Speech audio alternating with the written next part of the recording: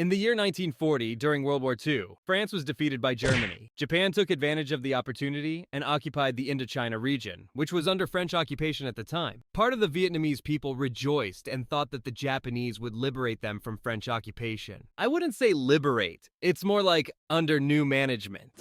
In the midst of this chaos, Ho Chi Minh was able to infiltrate into Vietnam.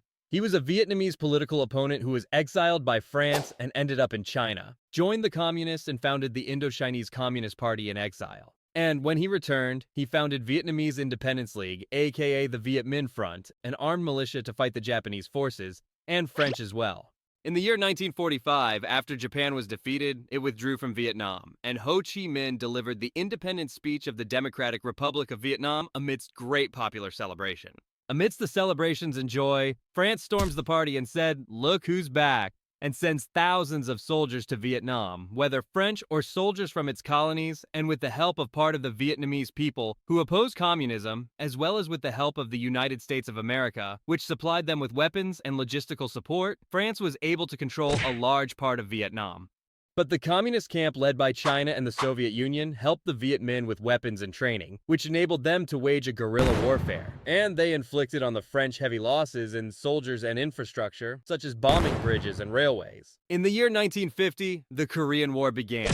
Now it was no longer possible for the United States of America to remain silent and not move. So it decided to intervene to support its ally, South Korea, and stop the communist expansion that was spreading throughout Asia. The entire region is ablaze with wars, as the United States of America, France, Britain, and their allies fight China, the Soviet Union, and their allies in Korea and Vietnam. The situation continues like this for 3 years, during which all parties tire of the war, so they decide in 1953 to hold peace negotiations. Ho Chi Minh and France agreed to the negotiations scheduled to be held in Geneva, but before the negotiations began, France wanted to improve its position on the ground so that it would have the upper hand in the negotiations. So they established a fortified military base in a valley in northwest Vietnam on the Vietnamese-Chinese border, and next to Laos called the Dien Bien Phu Valley, to cut off China's supplies to the Viet Minh forces.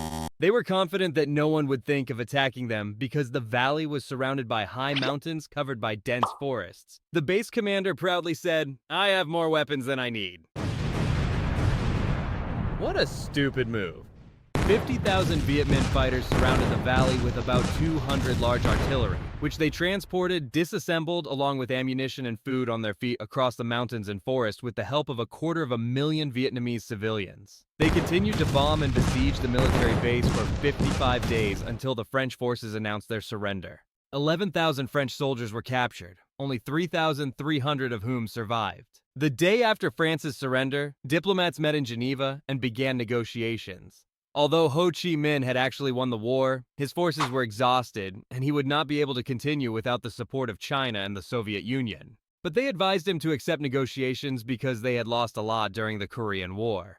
The negotiations ended with an agreement to divide Vietnam at the 17th parallel into the Democratic Republic of Vietnam in the north, under the rule of the communists led by Ho Chi Minh, and the Republic of Vietnam in the south. French forces will withdraw from north to south, and then from all of Vietnam during the next few years. In return, Viet Minh forces will withdraw from the south to the north, and elections will be held within 2 years to unify all of Vietnam. Later, Cambodia and Laos will gain their independence as well. Perfect. Great. Okay. No, not okay. Because the United States of America was certain that Ho Chi Minh would win these elections and that all of Vietnam would join the communist camp, and that is what it would not allow. So it began to approach the Vietnamese who opposed communism and help them until they formed a government to be its allies in Vietnam, led by Ngo Dinh Diem, provided them with financial and military support, and sent military experts to train the army and civilian experts to work on development and infrastructure projects. Ngo Dinh Diem was a dictator who did not trust anyone and hated the communists, so he launched a campaign of arrests and torture against them. He also held elections other than those agreed upon and won them by an absurdly large percentage, and he declared himself the first prime minister of the new Republic of Vietnam.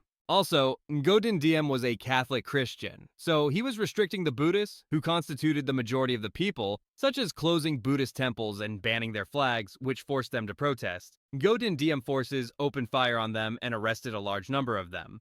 All this oppression of the communists and the people in general made them fight back. Communist and non-communist militias appeared fighting the ruling regime in the South. The North took advantage of the opportunity and supported them financially and militarily. They met with representatives of most of the militias and movements and agreed to merge and form one organization called the National Liberation Front, aka the Viet Cong. They began carrying out military operations in the South with the help of the communists in Cambodia and Laos. USA increased its support for the Southern Army during Kennedy's rule and turned a blind eye to the crimes committed by the Ngo Dinh Diem regime as long as it faced the communists, which he was not doing that well. Despite the financial and military support they were receiving, they were losing ridiculous losses. The United States of America quickly realized that Ngo Dinh Diem had become a burden on them, so they decided to sacrifice him. They secretly sent a message to the generals in the Southern Army, stating that if a military coup occurred, the United States of America would not prevent it, but it would not incite it either. A military coup took place, and Ngo Dinh Diem was assassinated, and a series of military coups began. And to make matters worse, Kennedy was assassinated a month after the first coup, and South Vietnam entered into chaos. On August 12, 1964, an incident occurred that would change everything. The warship USS Maddox was present in the Gulf of Tonkin in Vietnam and was spying on some Viet Cong radio signals. According to the American story, some Viet Cong gunboats intercepted the warship and opened fire on it. The ship responded to the attack and opened fire. 4 Viet Cong soldiers were killed without any losses on the American side. Thank God there is no need for the United States of America to take any action, right? The USA president at the time, Lyndon B. Johnson, took advantage of this incident to obtain congressional approval to carry out airstrikes in North Vietnam and Laos. Later, he imposed compulsory conscription, also known as the draft, which many Americans opposed and opposed the United States entering the war in the first place. And of course, they were met with oppression and violence. In the year 1965, the United States of America sent 3,500 Marines to Vietnam and launched airstrikes on the north and in Laos as well, killing many soldiers and civilians. And they used napalm, which is a sticky, flammable chemical that was very effective in burning forests and trees, and humans as well.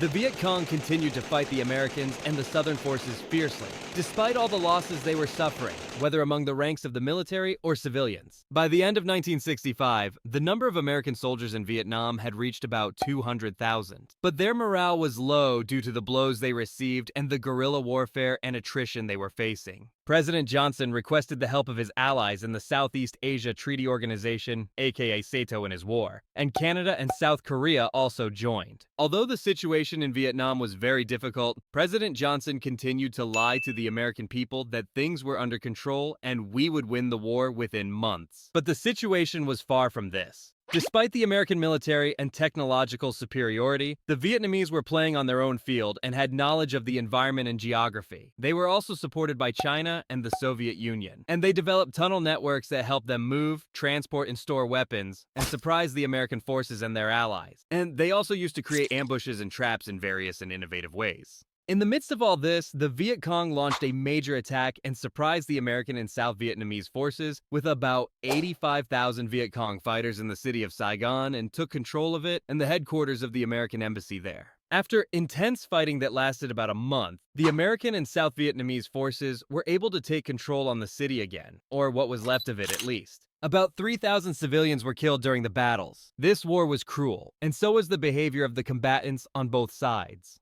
Most of the victims of American attacks were civilians. For example, in March 1968, American soldiers attacked a village called My Lai, and although all its inhabitants were civilians, they killed and raped more than 500 Vietnamese women and children and burned the entire village. All of these events made the Americans realize that how far the American presidents were lying to them and reduced Johnson's popularity. So he decided not to run in the upcoming elections, and President Richard Nixon was elected, who realized the inability of the United States of America to win this war and began to gradually withdraw troops in 1969. And he made a very smart move during the withdrawal to prevent the Soviets from interfering. He gave orders to B-52 bombers carrying nuclear warheads to fly near the Soviet Union to convince them that he was crazy and would do anything to win this war. Henry Kissinger was sent to Vietnam to conclude a peace agreement, and indeed he was able to arrange a meeting in Paris for diplomats from the North and South, and the American withdrawal from Vietnam was completed. After the American withdrawal, the economy of the South was greatly affected, especially with the rise in oil prices as a result of the October War between Egypt and Israel. And because of the Watergate scandal in which Nixon was accused of spying on members of the Democratic Party and submitted his resignation, the North took advantage of this chaos and canceled any agreement with the South and entered into several battles in which they were victorious in almost all of them. The last battle took place in March 1975, in which they were able to control the southern capital Saigon. And after a period of time, the Union of North and South Vietnam was declared in one state, the Socialist Republic of Vietnam, and the name of the city of Saigon was changed to Ho Chi Minh City after the late leader who was a symbol of sacrifice and resistance to occupation for Vietnam.